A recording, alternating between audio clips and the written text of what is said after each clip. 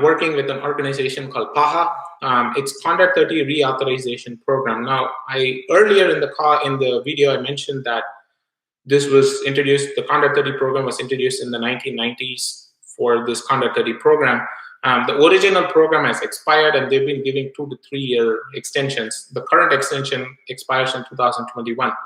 What is bill? It's Senate 948, S.948, and H.R.2895. So this is the bills that are currently in the Senate and the House of Representatives. What this bill does is permanently authorize Conrad 30 program, at least for the first 2 years, and then depending on the funding, it will go on. What it will also do immediately is increase the number of spots in every state from 30 to 35. And then as long as the states continue to fill 35, they have an option to go up to 45 spots per year per state. So some of the competitive states like Texas, Florida, and all those could actually end up hiring 45 people in a couple years if this bill goes through.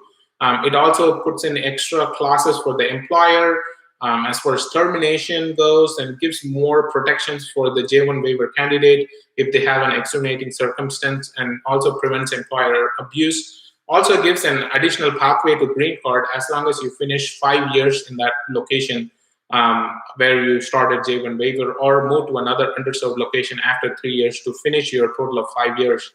You get a cap exempt green card. It might benefit some people of certain countries like India, but overall what it immediately benefits all the people is it helps to increase the number of available slots from 30 to 35 initially and up to 45 in a couple of years. So this bill currently has 16 senators who are co-sponsoring out of 100, and close to 100 to 105. I don't have the updated number, but about 100 House representatives are co-sponsoring this bill right now. I would encourage all of you to find paha.us, paha.us, and find information on these bills. There is a link called Muster Link that's been posted in the J1 waiver group. It takes 2 minutes. You click on that link, put your information, and it sends you a message to your senators and congressmen to support the bill.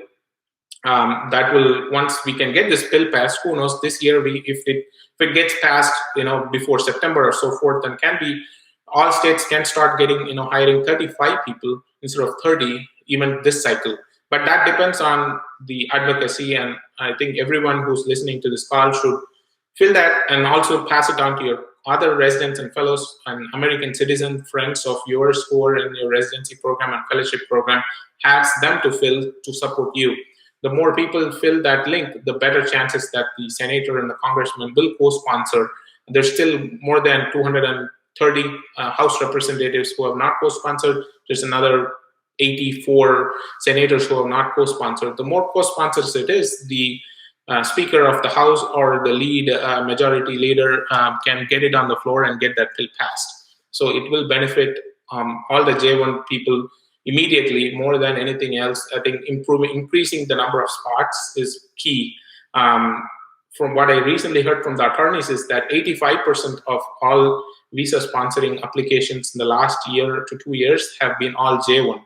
What that means is out of 4,000 NRMP IMGs coming on a visa, almost 80%, close to 3,200 are going to be on a J1. So all these people are going to graduate in 1, 2 years or 3 years if they are doing fellowship and so forth, and they're going to all compete for these spots. And these states are going to get more and more preference towards primary care, and specialists might have an issue with getting waiver spots as time progresses, because there's going to be more number of people applying for Conrad 30 and other programs which have a fixed limit. Conrad 30 is by default is the most popular program because it covers all the states, but states are helpless because it can only give 30 spots. By expanding it to 35 or even 45 in a couple of years, it's all going to benefit everybody who's doing residency and fellowship. So make sure you fill the muster link. I'll post it on the J1 group after this call. Make sure you click on that, fill in your information. Make sure after you sign it, send it to all your residents, co-residents, American citizens, your faculty, have all of them fill it. It's anyone that knows you and cares for you. If you're a first-year resident or second-year resident, I will absolutely do it now, because by the time you graduate, the program's only going to get more and more difficult.